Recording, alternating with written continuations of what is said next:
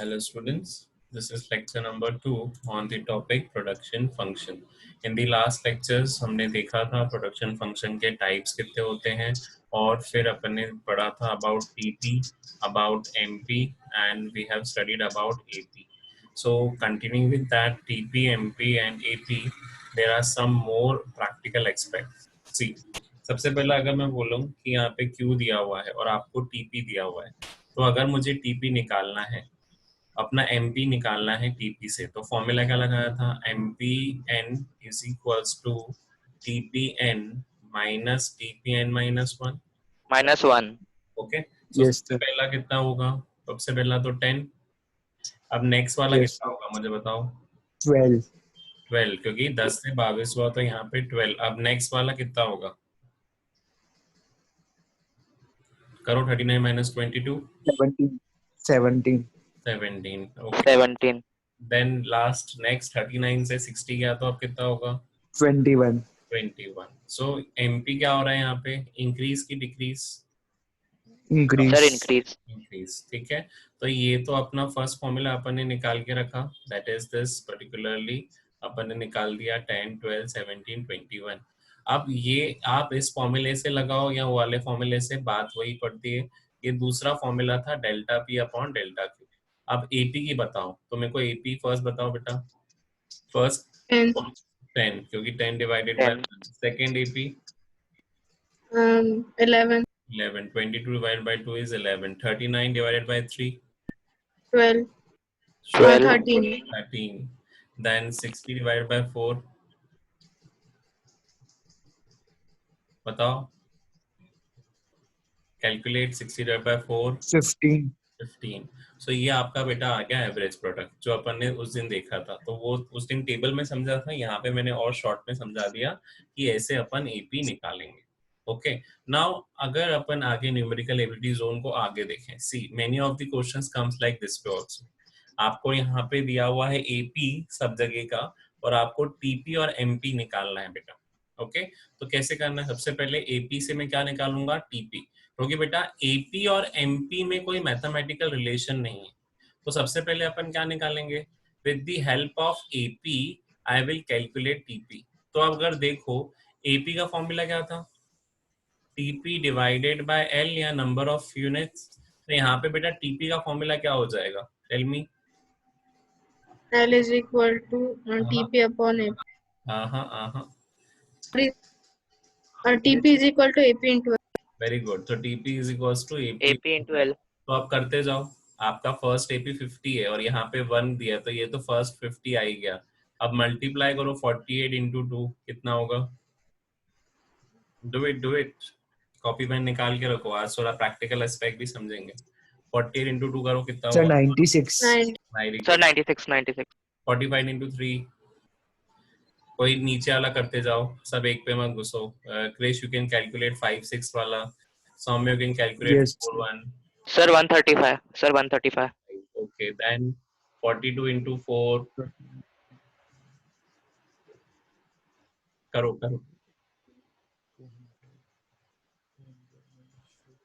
कितना? 168, 168। Then coming to 39 into 5, Sir, 195. 90, 5. Then 35 into 6, Sir, 210. Sir, 210। तो 200. अब आपके पास बेटा टीपी आ गया। अब टीपी से अपने को किस पे पहुंचना है? एमपी पे। तो आप कौन सा फॉर्मूला लगाओगे? वही वाला फॉर्मूला एमपी का, टीपी एन माइनस 1। तो फर्स्ट वाला तो सेम ही रहेगा क्योंकि 1 पे 50 है। अब नेक्स्ट वाला क्या होगा बताओ मुझे? 50 से 96 हुआ है बेटा, तो क्या हुआ होगा बताओ? 46, 46. Okay, so this is 46। देन 135, 96 से 135 हुआ तो अब क्या होगा? Sir, 39. 39। देन सोचो। Sir, 33. 33, very good. नेक्स्ट 168 से 195 हुआ, Sir, 27. 27। और लास्ट वाला 195 से 15. 40 बताओ? 15. 50। Sir, 15, 15. 15। अब मेरे को ये बताओ कि आपका एमपी इंक्रीज हो रहा है कि डिक्रीज हो रहा है? डिक्रीज हो रहा है। डिक्रीज। इंक्रीज हो रहा है, ओके। और यहाँ पे देखो एपी भी क्या हो रहा है आपका, एपी भी फॉल हो रहा है, ओके। तो अपन आगे बढ़ते हैं, when we will go for the law. This was your practical aspect. Solution आप चेक कर लो, this is your overall solution, okay. तो बेटा जब भी आप सॉल्यूशन सॉल्व करो, ऑलवेज मेंशन दी फॉर्मूला जो आपने यूज करे। एक फॉर्मूला तो मैंने अभी आपको बताया एमपी वाला, और एक फॉर्मूला अपन ने टीपी के लिए यूज करा था जो स्टार्टिंग में था, वो था एपी इंटू एल। तो फॉर्मूलाज के ही मार्क्स रहते हैं स्टूडेंट्स, तो हमेशा याद रखना कि whenever you are solving any question in microeconomics practical, तो आपको हमेशा फॉर्मूलाज देने ही पड़ेंगे, ओके। सर एक क्वेश्चन था। हाँ, सर अपन ने एमपी निकालने के लिए इंटू किया ना 50 इंटू जो भी नंबर ऑफ लेबर है। मल्टीप्लाई करा एल से, दिस इज 50 इंटू 1। जैसे यहाँ पे देख, अभी अपन लास्ट में बताता हूँ, तो एपी इंटू एल करा अपन ने, कुछ ना करते हुए सिर्फ एपी इंटू एल करा था। यहाँ पे ये देख, यहाँ से यस सर 50 ठीक इंटू है। 1 करा था, मैंने 48 इंटू 2 करा था 45, तो ये एपी इंटू एल करा था। फिर उसके बाद एमपी निकालने के लिए आई हैव यूज टीपी, क्योंकि बेटा एपी और एमपी में कोई मैथमेटिकल रिलेशन एग्जिस्ट नहीं करता। दोनों के दोनों अच्छा किससे रिलेटेड हैं? दोनों के दोनों आपके टीपी से रिलेटेड हैं, चाहे वो एमपी हो चाहे वो एपी हो, both are related with TP. MP. Sir हाँ बेटा, सर ऐसा कोई क्वेश्चन आता है तो उसके लिए सारे मतलब सारे सॉल्यूशंस के लिए फॉर्मूला लिखने पड़ेंगे एक एक फॉर्मूला सॉल्यूशन यस, के लिए? Any time whenever fill in the blanks करना पड़ेगा। तो क्या करना है आपको, ये याद रखना बेटा कि फर्स्ट एंड फॉरमोस्ट आप ये रखो कि अपने पास हमेशा फॉर्मूलाज लिखने ही पड़ेंगे बिना बोले। फिर कभी कभार क्या होता है, आपके एग्जामिनर्स फॉर्मूला के लिए भी मार्क्स काट लेते हैं, ठीक है। तो पर ऑलवेज, सर इतने बड़े क्वेश्चन के लिए एक एक में फॉर्मूला लिखेंगे तो वो बहुत नहीं नहीं लेंथी नहीं एक हो एक का जाएगा? नहीं, बस एक साथ ही लास्ट में लिखेंगे ना, सबके लिए तो ना लिखेंगे। एक साथ लास्ट में अच्छा लिखेगा ना कि बस कि अपना ये फॉर्मूला है, कि अपना first formula MP is equals to this, and second formula, बस खत्म। बार बार तो ना ओके लिखूंगा, सर। एक बार ही लिखूंगा ना बेटा वो तो मैं, ओके। Okay sir. चलिए moving further, there is one more practical problem and then we will start. अब देखो ये मिसिंग दी फिगर है, अब ये वाले क्वेश्चंस के लिए भी आप रेडी रहो। अब देखो फर्स्ट वाला एपी दिया हुआ है पर फर्स्ट टीपी नहीं दिया हुआ है, तो अपन यहाँ से क्या निकाल सकते हैं, एपी इंटू एल करो, तो 6 इंटू 1 कितना हो जाएगा? 6। 6, ठीक है। अब 6. देखो नेक्स्ट वाला यहाँ पे टीपी दिया हुआ है 14, पर यहाँ पे एमपी नहीं दिया हुआ है, तो इनका डिफरेंस देखो कितना होता है, 8, तो ये आ गया। अब यहाँ पे भी देखो 14 यहाँ पे है, 2 यहाँ पे है, तो एपी कितना आएगा? 16। 6 कैसे आएगा? अरे 16. 14 को 16। डिवाइड करो 2 से, 28। 14 अच्छा को डिवाइड करो 2 से। 4। 28। अरे 14 को मल्टीप्लाई कहाँ करना बेटा, टी एपी का फॉर्मूला क्या है? 28. 28. Sir, 20. हे भगवान, 28। 28 क्यों सर किया? 7। Sir What was 4। the formula of AP, सौम्य? It is TP divided by L। तो 14 को अगर मैं 2 से डिवाइड करूंगा तो 28 आएगा, 14 को मल्टीप्लाई नहीं सर करना है 2 से, 7। तो यहाँ Sir, आएगा multiply कर दी 7, गलती से, sorry. ओके। अब देखो यहाँ पे 8 दिया है, अब मल्टीप्लाई करो, 8 3 जा कितना होता है? 24। 24, 24. तो ये आया टीपी। अब देखो 14 से 24 टीपी हुआ, तो एमपी कितना होगा उस जगह, बताओ। 10। फॉर्मूला देखो, यहाँ पे 10। फॉर्मूला मैं नीचे लिख देता हूँ, एक बार देख लो। पहला एपी का फॉर्मूला लगा दिया, टीपी का फॉर्मूला या तो आप लगाओगे एपी इंटू एल, या तो मैं लगाऊंगा समीशन ऑफ एमपी। और एमपी का फॉर्मूला क्या होगा बेटा, एमपी का फॉर्मूला वही टीपी एन माइनस 1, उसका कोई फॉर्मूला यहाँ पे देखो, यहाँ पे 14 से 24 हुआ, तो यहाँ पे 10। 10। फिर यहाँ पे देखो 32 ये है, अब मुझे एपी निकालना है, तो क्या करूंगा, 32 डिवाइडेड बाय 4 कितना? 4। 8। 8, ओके। अब 8। यहाँ से 24 से 32 हुआ, 8. तो एमपी कितना? 8। 8, ओके। 12। अब देखो हाँ यहाँ पे 32 था, तो यहाँ पे +3 कर लूंगा, तो ये मेरा आ जाएगा नया वाला टीपी कितना? 11। अरे कहाँ से 11, 32 + 3 कितना होता है? 35। 35। 3. 35, यहाँ पे प्लस करो, नहीं तो इन सबको समीशन ऑफ एमपी करो। 6 + 8 14, 14 + 10 24, 24 + 8 32, 32 + 3 35। अब देखो ये 35 है, एपी कैसे निकालोगे, 35 डिवाइडेड बाय 5 कितना आएगा? 7। 7। नेक्स्ट 36 है, तो अब आपका एमपी कितना होगा? 35 से 36 हुआ, कितना होगा? 1 1 1 अब यहाँ 36 है, यहाँ 6 है, तो ये कितना होगा? 6 6। 6 अब देखो यहाँ पे 5 है, यहाँ पे 7 है, तो यहाँ 7 5 आ, क्योंकि टीपी निकाल रहा हूँ, तो एपी इंटू एल कितना? बताओ। 35 35। अब देखो 36 से 30 35 हुआ, तो क्या होगा? 1 1 पॉजिटिव One. की सर नेगेटिव? 1 1 तो पॉजिटिव माइनस माइनस 1 नेगेटिव -1। देखो नेगेटिव 35 -3 करो, कितना होगा? कितना होगा 35 -3? 32 32 32 30 और 32 30 डिवाइडेड बाय 8 4 सर 4 4। तो ये हुआ पूरा क्रॉस कैलकुलेशन। अब ऐसे कैलकुलेशन आते हैं आपके 4 सर मार्क्स के 4 अंदर। तो ये 4 मार्क का क्वेश्चन था, समझ में आ रहा है? Fill in the blanks and other things. तो ये आपको कैलकुलेट करना है बेटा। Yes sir See the solution. I am telling the solution. Just verify your solution also. देखो 6 7 8 7 6 5 4, इधर 14 24 32 35 36 35 32, and here 6 8 10 8 3 1 -1 and -3 means अपना solution correct है। तो ऐसे प्रैक्टिकल क्वेश्चंस के लिए भी रेडी रहो। चलो, this is your homework. Okay, I am Yes. pausing the video. You can take the screenshot. Now students, let us understand the law of variable of proportion.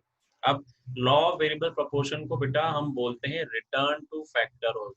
क्या बोलते हैं उसे? Return to return to factor factor also. Law of variable proportion is also known as return to factor. ये क्या कहता है? सबसे पहला law बेटा ये बोलता है, जब more and more units of variable factor अगर आप fixed factor से combine करोगे, तो देखो बेटा जो MP है ना, वो इनिशियली पहले इंक्रीज करेगा, जैसे 3 4 5, बट एक स्टेज आएगी जहां पे वो मैक्सिमम पहुंच के वो वहां से फॉल होना स्टार्ट हो जाएगा, और अल्टीमेटली ऐसी स्टेज भी आएगी जब वो नेगेटिव हो जाए। ओके, क्या कहता है लॉ? कि बेटा अपन ने पढ़े थे ना कौन कौन से फैक्टर्स होते हैं। एक होता है फिक्स्ड फैक्टर, और एक होता है, क्या होता है बताओ दूसरा? Variable factor variable factor. तो जब वेरिएबल फैक्टर को वेरिएबल कंबाइन कर रहे हो फिक्स्ड फैक्टर के साथ बेटा, तो एमपी देखो यहाँ पे एमपी का रिएक्शन देखें, तो एमपी इनिशियली फर्स्ट इंक्रीजेस। यहाँ पे देखो ये इंक्रीजिंग स्टेज है, मैंने यहाँ पे स्टार दिखा दिया। सो this is first increasing stage. फिर एमपी की क्या है भैया? एमपी की फिर आ जाएगी डिमिनिशिंग स्टेज। अब वो फॉल होना स्टार्ट हो गया, तो ये देखो ये फॉल होने की स्टेज पूरी क्रॉस क्रॉस से दिख रही है, that this is MP at a falling state. फिर अल्टीमेटली वो एक ऐसी स्टेज पे पहुंचेगा जहां पे वो नेगेटिव हो जाएगा, which is denoted by question mark. So this is what, ये particularly stages हैं। तो अगर देखी जाए तो MP की 3 स्टेजेस हैं। पहली स्टेज कौन सी है बेटा, बताओ मुझे? इंक्रीजिंग इंक्रीज, पहला इंक्रीज होगा। दूसरी स्टेज कौन सी है एमपी की? डिमिनिशिंग डिमिनिशिंग, या उसको हम बोलते हैं फॉलिंग स्टेज। डिमिनिशिंग फिर उसके बाद लास्ट स्टेज कौन सी है एमपी की? Negative negative. negative okay, so sir वो लॉ नेगेटिव हो आपको जाएगा। हमेशा याद रखना है। अब एक चीज इस लॉ के आप ऐड करोगे, while other things remaining constant. Okay, आपको लास्ट में Yes. एडिशनल डालना है while other things remaining constant. अगर फिक्स्ड फैक्टर कंबाइन किया जाता है वेरिएबल फैक्टर से, तो आपका ये इफेक्ट दिखेगा किसके अंदर? This effect will be seen in MP. पहला इंक्रीजिंग स्टेज, फिर डिमिनिशिंग स्टेज, और फिर नेगेटिव स्टेज। क्लियर हो गया लॉ? अभी लॉ को और अच्छे से समझेंगे। अभी सिंपल इंट्रोडक्शन था लॉ का कि एमपी की कितनी स्टेजेस होती हैं, 3 स्टेजेस। अब क्या है अजम्पशंस? सबसे पहला अजम्पशन बेटा देखो, मैंने बताया था कि कोई सा भी लॉ इकोनॉमिक्स में पढ़ते हो तो उसके अजम्पशन होते हैं। Only one factor is variable and other factors are constant. जैसे यहाँ पे देखो हमने बोला कि लैंड कांस्टेंट हो गया, और जो लेबर है वो कौन सा फैक्टर हो जाएगा बेटा? variable variable. तो एक फैक्टर वेरिएबल है, बाकी सब चीजें कांस्टेंट है। लैंड के साथ सपोज बता मैंने मशीन भी लेके रखी, तो मशीन को भी मैं कांस्टेंट रखूंगा, मैं सिर्फ एक को ही चेंज कर रहा हूँ जो मेरा लेबर है। दूसरा, all units of variable factors are equally efficient, मतलब जो भी मेरे पास लेबर आ रहा है, चाहे वो फर्स्ट लेबर हो, चाहे वो सेकेंड लेबर हो, चाहे वो थर्ड लेबर हो, सबकी इफिशिएंसी एक जैसी है। ऐसा नहीं कि ये बहुत ज्यादा ही फुर्तीला हो और ये बहुत सुस्त हो और कुछ काम नहीं कर रहा हो। मतलब सारे वेरिएबल फैक्टर्स जो हैं वो इक्वली एफिशिएंट हैं। मतलब जो टास्क दिया हुआ है, सबने अगर इसको बोला है कि तू 10 बना के दे, तो इसने भी मुझे 10 बना के दिए, इसने भी मुझे 10 बना के दिए। So every factor is equally efficient under variable factor. Okay, कोई इतना स्ट्रांग नहीं है कि आगे जाके उसको रिपीट कर ले। Next, the state of technology does not changes, मतलब अगर देखा जाए तो आपका जो टेक्नोलॉजी का स्टेट है वो क्या रहेगा, कांस्टेंट। क्या रहेगा, कांस्टेंट। कांस्टेंट। टेक्नोलॉजी constant, का कोई भी स्टेट कांस्टेंट रहेगा, उसमें कोई भी चेंज नहीं आएगा। This is assumption of the law. और अब आ जाते हैं स्टेजेस, जो किसके ऊपर बेस्ड है, it is based on MP. पहला स्टेज क्या है, इंक्रीजिंग रिटर्न increasing जब एमपी इंक्रीज हो रहा है, डिक्रीजिंग रिटर्न जब एमपी डिक्रीज हो रहा है, और नेगेटिव रिटर्न जब एमपी क्या हो रहा है, नेगेटिव। नेगेटिव। negative. तो ये क्या है, these are the negative, three steps of, these are three stages of increasing, diminishing and negative returns. Is this clear? Yes, sir. Okay. Now moving further, beta, these are the three yes sir, stages of law जो अपन ने पढ़ ली, increasing return, diminishing return as well as negative return. Okay. अब आगे after the stages of law, ये देखो बेटा, first stage of law क्या देख रही है, फर्स्ट स्टेज ऑफ लॉ बोलती है कि आपका एमपी जो है वो इंक्रीजिंग स्टेज पे है। था ना इंक्रीजिंग स्टेज पे कि नहीं था, Yes, sir. इंक्रीजिंग स्टेज पे था। तो यहाँ पे देखो yes MP is sir, increasing, यहाँ पे MP is at increasing stage. फिर उसके बाद एमपी कौन सी स्टेज पे आ रहा है बेटा, टेल Decreasing मी, state. एमपी कौन सी स्टेज पे आ रहा है, फॉलिंग स्टेज पे। आपका एमपी क्या हो रहा है, फॉलिंग स्टेज पे, 4 3 2 1, और ये चलता रहा 0 पे। और 0, अल्टीमेटली एमपी किस पे आ रहा है बेटा, एमपी आ नेगेटिव। रहा है negative Negative stage. stage. That is known as what, that is negative return to a negative state, factor. Is this clear? Yes Yes, sir. sir. Okay, तो ये अपन फैक्टर्स देखते ही हैं, yes sir, it is increasing figure and it is decreasing. Okay, increasing and diminishing and ultimately it is stage of negative return. Clear? Yes, sir. yes sir, Okay. Okay. Yes sir. चलिए, it is increasing returns as I have told you, stage 1 में क्या हो रहा है, increasing return, then it is diminishing return and at least at last it is negative return. Negative. Okay, अब आ जाते हैं बेटा इसका रिएक्शन। negative, ओके, रिएक्शन क्या है, जैसे देखो यहाँ पे एमपी टीपी और एपी सब एक साथ। Okay, now MP TP and AP all in one diagram. First stage, TP is at increasing stage, AP and MP भी क्या हो रहे हैं बेटा, इंक्रीज हो रहे हैं। फिर उसके बाद second stage that is diminishing stage. Okay, TP continues to increase but at a diminishing rate till it reaches its maximum point. Okay, and ultimately MPP and AP are declining but आपके positive है। ये देखो बेटा, ये blue line और ये green line जा रही है but they are positive। फिर last stage पे, जिस stage 3 जो negative returns होती है बेटा, उसमें TP आपका क्या होता है, fall होना start हो जाता है। Once it reaches to a maximum point, it starts falling and it turns out to be negative. That's why it is known as negative return. That is your third stage. और यहाँ पे क्या हो जाता है, negative return, and yes, MP and AP starts falling. MP negative हो जाएगा लेकिन AP बेटा आपका negative नहीं हो रहा है। Clear हो गया बेटा, stage 1, stage 2 and stage 3. Yes, sir. Okay, yes sir, so here is the 3 stages of increasing return, of diminishing return as well as of negative return. Clear students? Okay तो ये तीनों स्टेजेस Yes, किससे sir. Related है? This stages are related with law of variable of proportion. Okay now let us understand in detail one by one stage. एक एक stage को अपन detail में पढ़ेंगे. पहला है increasing return. What does the meaning of increasing return means? Increasing return वो stage है बेटा जहां पे टीपी आपका इंक्रीज हो रहा है इंक्रीजिंग रेट पे. Total product increases at the increasing rate. फिर उसके बाद एमपी भी इंक्रीज हो रहा है इंक्रीजिंग में. Okay and it can be shown with the following example. See particularly यहाँ पे आपका जो डायग्राम है it is been shown by this way only. कि आपका क्या डायग्राम शो कर रहा है बेटा? This diagram is been shown that आपका एमपी जो है वो इंक्रीजिंग स्टेज पे है और टीपी भी इंक्रीज हो रहा है but TP is increasing at a increasing. So this is your first table as well as first diagram. आपका क्या डायग्राम दिख रहा है बेटा इसमें? As you can see, your TP is increasing, TP fall नहीं हो रहा है, TP increase हो रहा है increasing rate पे और MP भी increase हो रहा है increasing rate पे. Okay? Is this clear, student? Yes, sir. Oh, Yes, sir. Yes, sir. just a second.